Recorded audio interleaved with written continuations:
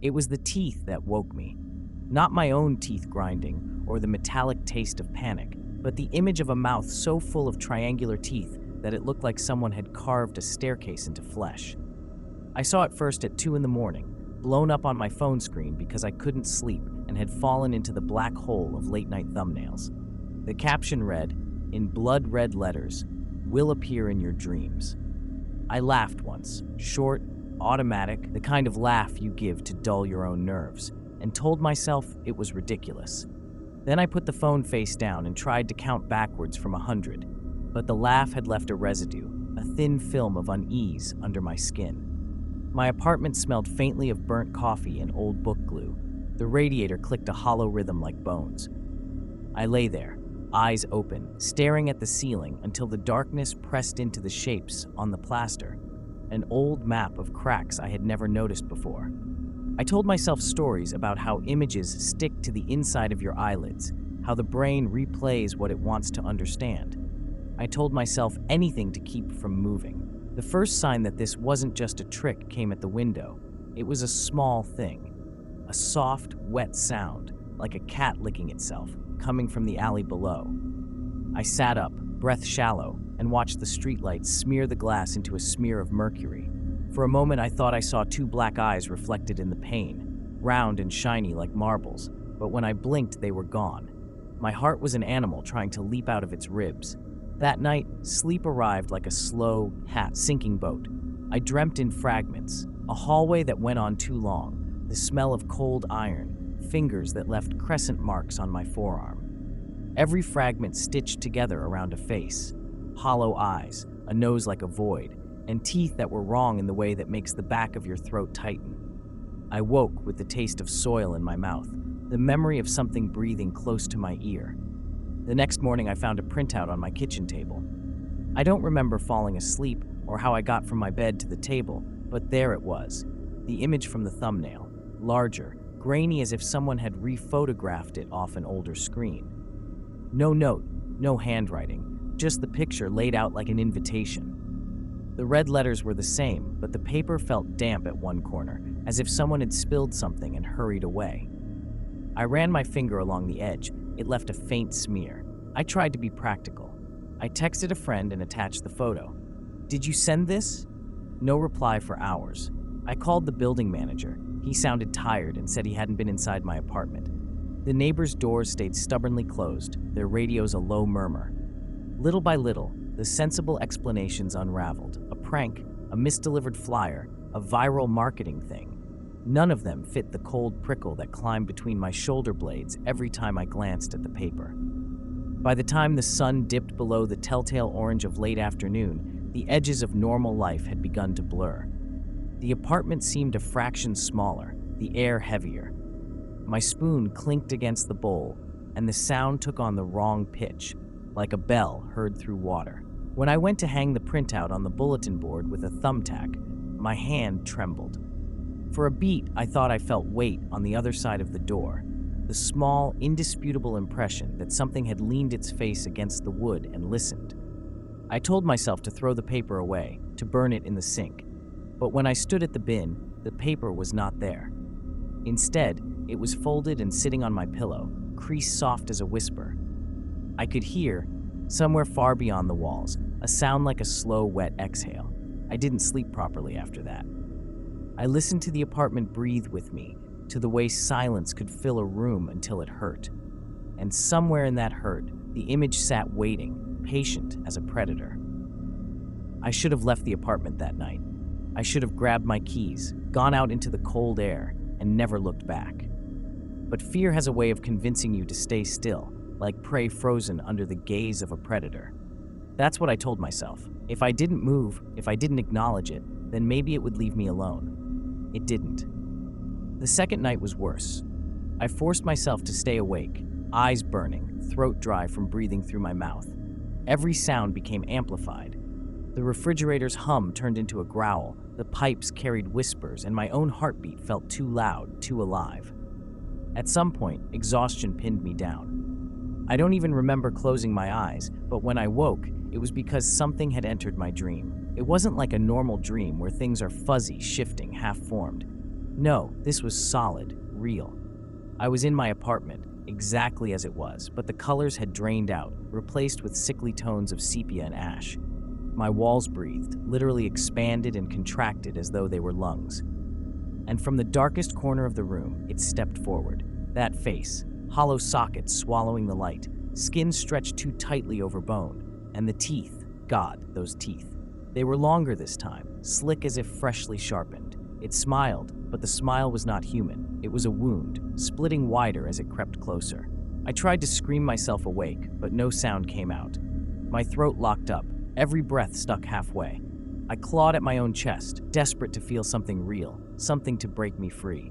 The thing leaned down, its breath thick and sour, like rot and iron. And then, with a voice like needles scratching glass, it whispered, "I will appear in your dreams until you stop running." I woke up with my sheets twisted around my neck, choking me. My hands were red with crescent-shaped cuts from my own nails. For a long time, I didn't move. I just lay there, listening to the walls, half expecting them to start breathing again. The days blurred. I avoided mirrors, because sometimes my reflection wasn't quite right. Sometimes the smile lingered longer than it should, teeth too sharp, eyes too dark. I tried sleeping in different rooms, on the couch, even in the hallway outside my apartment, but the dreams followed. Every time I closed my eyes, even for a moment, it was waiting. I stopped eating properly. The smell of food turned my stomach. Instead, there was another smell that began to linger in my apartment, one I couldn't get rid of no matter how much I cleaned. Damp earth, like the soil from a freshly dug grave. I'd wake to find dirt scattered across my floor, tiny footprints leading from my bed to the kitchen table where the printout sat. Only, it wasn't just the original image anymore. Each night, it changed. Sometimes the creature's grin grew wider. Sometimes the words were different. One night it read, "You can't escape me." Another night, "Open your eyes." And then, worst of all, the letters bled, the paper soaked as if dipped in something warm and wet. I started hearing knocking. Not loud, not demanding, but soft, steady, like a finger tapping just beyond the walls. It followed me from room to room. 3 taps, pause, 3 taps again. When I pressed my ear against the plaster, I swore I heard faint laughter on the other side. I thought about telling someone, anyone. But every time I tried, the words dried in my throat. How do you explain something that follows you into your dreams? How do you prove that a nightmare leaves footprints in your living room? The worst was the 3rd night. I dreamt I was lying in bed, paralyzed, as the creature crawled up from the foot of the mattress. Its fingers dug into my ankles, cold and bony, dragging itself closer. My body was useless, a slab of meat waiting to be carved. When it reached my chest, it leaned down, its teeth grazing the skin of my throat. I could hear the sound of flesh splitting, not mine, not yet, but as if it were practicing. Then it pressed its lips to my ear and said, "Next time, I won't let you wake up." I bolted upright, gasping. Sweat soaked my clothes, the sheets, even the mattress. But what froze me, what made my stomach twist into ice, was the fact that my ankles burned. When I looked down, there were bruises, finger-shaped bruises, dark and perfect, as if someone had been holding me there all night. And I knew, with a certainty that made my teeth chatter, that this wasn't just a dream anymore. It was here. I stopped counting the nights after that. Time blurred into a string of half-woken hours and stale afternoons, each one stained by the same thing. The paper, the smell of damp earth, the sound of 3 slow taps. Whatever thread separated dream from waking had been frayed, and the creature walked along it like a cat on a ledge, light, patient, impossibly close. I made a plan. It felt juvenile in its simplicity. Burn the picture. Destroy the thing that called it here. There was logic in it, a stubborn human logic that says if you cut a name from a contract, it can no longer bind you. I took the paper to the sink. Lighter clattered in my hand like a small animal. The flame caught, orange and useless against the thick, cheap ink. For a moment, I thought it would work. The paper curled, blackened, then slumped through the grate as if it had been dropped on its own accord. I felt something like relief, a brittle shard of hope. The relief lasted until midnight. When the radiator clicked, it was not alone. Something moved in the room that was not the house settling. The air shifted, colder around my neck. I told myself it was my imagination. The rational thing to do was leave, to go now, while I could. But the doorknob had frozen, slick with condensation that wasn't from the pipes. Fingers, long, too long, pressed the other side of the door and left wet arcs on the paint. 3 taps. Pause. 3 taps. I grabbed my phone and recorded because the old instincts of documentation felt like armor. If something happened, if I disappeared, someone would at least see the last thing. The camera showed my apartment exactly as it was. The couch, the crooked lamp, the indent in my pillow. Then, from the screen's black edge, 2 eyes slid in, big, glossy, like drowned marbles. I watched them on the tiny monitor and felt my stomach fall away in stages, as if I were being unzipped from the inside. It stepped through. Not wholly, not all at once. It unfolded like shadow, gaining mass with every breath. The teeth caught the lamp's weak light and turned it into a saw-toothed horizon. It did not rush. Predators rarely do. It savored whatever it had been waiting for. I tried to move. My legs obeyed sometimes and not others, like a puppet with frayed strings. I could hear the creature's voice now, not in words, but in the way it made air shiver. A mouthful of small, dry rakes dragged along a wooden bowl. It leaned close, and the smell of rot and metal filled my nose. I knew then that the prints, the dirt, the bruises were not marks of a dream. They were footprints across the thin skin of my life. "Who are you?" I managed. My voice sounded like it belonged on someone else's recording, as if the microphone had been left on in an empty room. A slow smile answered. The creature's lips parted to reveal rows of teeth that moved independently, chewed at air. When it spoke, the sound was a rustle of paper, and yet the meaning slid into the hollow of my chest as if it were teeth finding a gape. "I collect faces," it said. "I collect the ones who look back." It pressed its fingertips to my temple, nails pinching the skin. I tasted iron. The world tilted. Images cascaded behind my eyes. A parade of viewers I'd never met, mouths forming silent screams in other rooms. Friends whose faces suddenly seemed elongated, their smiles not theirs at all. In each flash, a headline scrolled, "Will appear in your dreams." Panic is slippery. It can sharpen you into a single motion, run, fight, cry out, or it can dissolve you into compliance. I fought. I kicked, twisted, grabbed at its wrist, something alive and slick. My hands came away with a smear of soil and a little hair, not mine.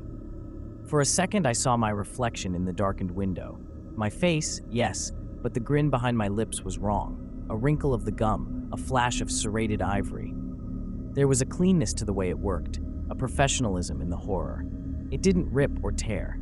It taught me to listen. With each night, it had learned me better, the shape of my breath, the places where I still believed in safety. It was patient because it fed on the slow accumulation of fear. Panic was its spice.